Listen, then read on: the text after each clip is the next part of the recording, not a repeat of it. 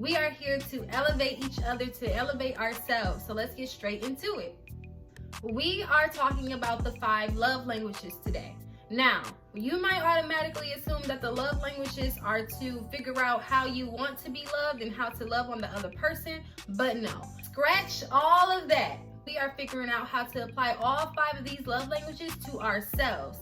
Before I go into these love languages, I want every Sleeping Beauty to know we have every emotion, every feeling, anything that we want to feel is already within us. The only reason why we attach to other people with these feelings is because we're unfamiliar with them. That doesn't mean that it's not within us. It's unfamiliar to us.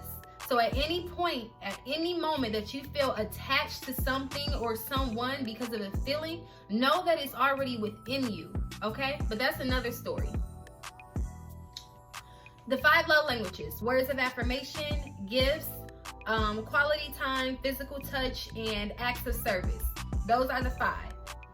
If your love language is words of affirmation, that means that you strongly connect to people who feed you things like, I love you, I care about you, you're doing a good job, I'm so proud of you. Anything verbal, it can be a text, a call, any of those things.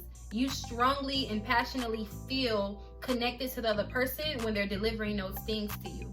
Now, why can't we feel that when we say it to ourselves? You understand? This is how we apply it to ourselves. You're going to get a book, you're going to get your journal, and you're going to write your own words of affirmation. You're going to tell yourself that you love you and that you appreciate you, that you're doing a good job. And you're not just going to just say it just to say it. When a guy comes into your life or a woman comes into your life and they tell you that they love you, but they do something else to show you that they probably don't love you as much as you thought, that doesn't mean that when they left, the love left too. They aren't responsible to love you. You're responsible to love you. So if they walk out of your life and you feel less love, you didn't take enough time to give words of affirmation to yourself and to tell yourself that you love you and that you appreciate you. Because if you did, detachment becomes easier as you move on. Sleeping Beauties, we have to practice detachment. We have to practice detachment. The next one is gifts. If your love language is gifts, this is not just, oh, I like it when he takes me out to eat, or I like it when he buys me flowers, or I like it when he takes me on a shopping spree.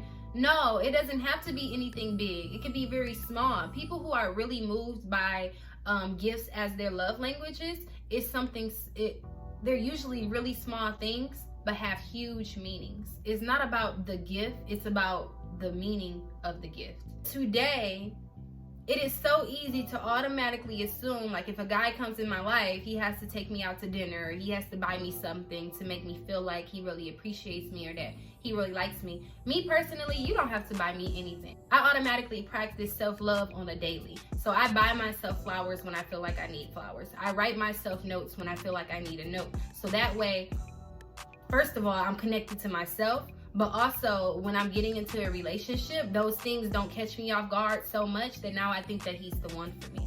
So those are other ways that you can apply it to yourself. Buy yourself some nice gifts. Buy yourself some nice flowers.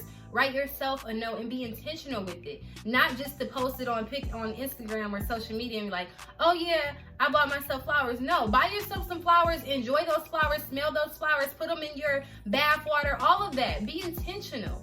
Okay, this is how we create a balance in our lives. This is how we elevate. This is how we control our lives and control the people who comes in and out of our lives and really use it as our advantage. Next one is quality time. If quality time is your love language, that means that you really enjoy the moments that you spend with your significant other. It could be a movie night.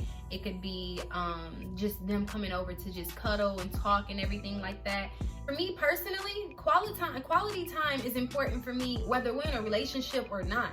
Quality time is important to me with my friends as well. I really enjoy spending time with my friends. And that's another thing. Don't automatically assume that all of the things that you do in life and all of the lovable things, all of the pleasure moments, all of the intimacy is just with the people that you date. You should practice this stuff not only on yourself, but also the people who are already close to you. That also gives you another way of getting used to what it feels like to have quality time. The way that you can apply it to yourself is by spending quality time with yourself, by giving yourself bubble baths. I like to take bubble baths. I like to put candles around my tub, buy myself some flowers. Also, that goes towards gifts, just buying yourself a just because gift. Tonight I want to spend time with myself, and tonight I need some quality time. Buy yourself a nice dinner order from DoorDash. If you do not practice spending quality time with yourself, how are you going to be able to detach from a guy who decides to spend a night one night and then never show up again? All of these things you can do by yourself in order to become familiar with it. So when someone does come around and do those things, you aren't like so blindsided by anything else that they might possess.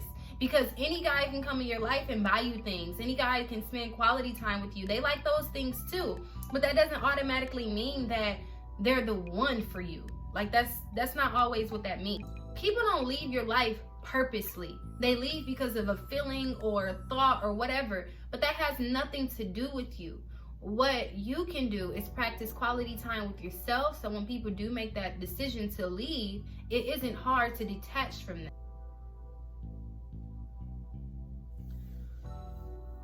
Acts of service is the next thing. If acts of service is your love language, that means that you really enjoy when people make life easier for you. Maybe they go run an errand for you, or do your laundry, or wash the dishes, or cook dinner. Anything that makes your day a little easier. And guys, I don't know, help you get an oil change. I love that when they scrape off your car, when it's snow all on there, filling your tires. I love those things. I love those things. Is it my love language? Probably not, but I love those things and I'm used to those things. But I also have to do that for myself too, so I know what it feels like. You understand what I'm saying? I hope y'all following me. I hope y'all following me, and I hope y'all taking notes too. But yes, acts of service, that's also really important. A lot of people like it. A lot of guys like it when females cook dinner for them or whatever. Cook dinner for yourself. Know what that feels like so you can actually want to. That's also what it helps you do. Because a lot of times women automatically assume, oh, a woman is supposed to do this. A woman is supposed to do whatever a woman wants to do. Maybe you don't like to cook dinner for your man. Maybe you don't like to cook dinner at all. But how are you supposed to know that if you don't do it for yourself? Right. What? Right. Do you cook dinner for? Because I know I don't. I'm waiting on DoorDash right now. I don't like cooking dinner. I might offer it, but I really don't want to do it. I do it because I want. I do it because I know it makes you feel good. You know what I mean? I know what that feels like. But in order for me to know that, I have to practice it on my own to know. When you don't have someone to do those things, you're okay with doing it, and it's not putting you in like a head space of like, oh, I wish I had a man to do this, and it would be so much easier if all these things. No, get used to doing it by yourself, so when a guy does come around, you don't automatically put him on a pedestal like, this is the guy for me because he does these things for me. Now, like a lot of things that guys do, they do for all women. And that doesn't mean that this is the person you're going to walk down the aisle with. That's why it's important to practice these things on yourself, so you don't automatically give all these responsibilities to everyone that comes into your life. Maybe that's another reason why they leave it. I don't know. I'm just joking. It's just a joke. And the very last one is physical touch. Now, physical touch is my favorite because I've never used to be so big on physical touch. I think that honestly, as women, as we continue to just grow, like as a woman, we become less and less connected to our womb. And I think that a lot of times we think that our womb is just for like sexual pleasures, but our womb holds a lot of our love, our connection, our self-care, all of that. Pleasing yourself before someone else does is very important, to have that connection with yourself and to identify what it feels like and what you want to feel like. When you are in those moments. A lot of women don't spend enough time physically pleasing themselves, and that doesn't just mean to, you know what. Also, we have trauma built in that we aren't familiar with. There's a lot of trauma that I'm currently still dealing with physical touch, that in order for me to get out of it, I have to practice physical touch on myself. And if that's something that you need to do in order to love honestly and openly when you are in a relationship, then that's something you need to do. Give yourself a foot rub, getting a nice little bath. Here I go again with the baths. I love bubble baths. Giving yourself a nice little bubble bath, and you know, just massaging your own neck and your own shoulders and everything like that. seeing if that's, you know, something that you really enjoy.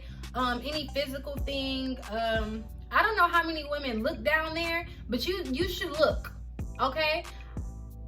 I don't want to call anybody out, but I know that a lot of women do not look down there, and we automatically assume that she is just for pleasure, and that's not the case. When you are connected to her, you're connected to everything. Connect with her, look at her, spend time with her, speak very nice things to her, massage her, all of those things. That way you have a stronger connection to her, and we're able to speak from a feminine place, in an honest place, a free place. And you're able to have those enjoyable moments with them without carrying any trauma that you may have. Releasing trauma from childhood experiences with physical touch, with anything, words of affirmation. A lot of us don't come from homes where saying I love you and that I care about you, you're doing a good job. All of those things are not normal to say. So when somebody else comes along in our life and says those things, we automatically go heads over heels because we're not used to it. But if you practice these things on your own and become used to it, it's so much easier to practice detachment. When someone decides that they might leave or they should leave, and at this moment was whatever that moment was, you're okay with that. A lot of times we automatically put the responsibility on a man to do a lot of things that we haven't even done for ourselves first. Nobody that comes into your life is obligated to do anything for you. What? Who's obligated? Nobody. Nobody that comes into your life is obligated to teach you how to love and teach you to open up and to express it. Nobody is. That's no one's responsibility but your own. So if you really want to go into a relationship freely, openly, and honestly, and like really ready to experience bae and not to control him or own him and everything like that, or own her, if you're really open, if you're really ready to experience a relationship, you're gonna come complete, you're gonna come ready, you're gonna come with already knowing what it feels like to be loved from any direction or any space, and being able to openly enjoy this relationship with them. Otherwise, there's going to be so much trauma and so many unnecessary arguments that you're going to be having, and you're not even going to know where they're coming from. How are you going to know what really moves you if you don't practice them and know what they feel like individually? Practice 5 love languages on yourself. Okay? That is all, my sleeping beauties. I hope you have a wonderful day. Make sure you're being intentional, always elevating and using everything around you to the best of your advantage. That is the tea for today. Bye.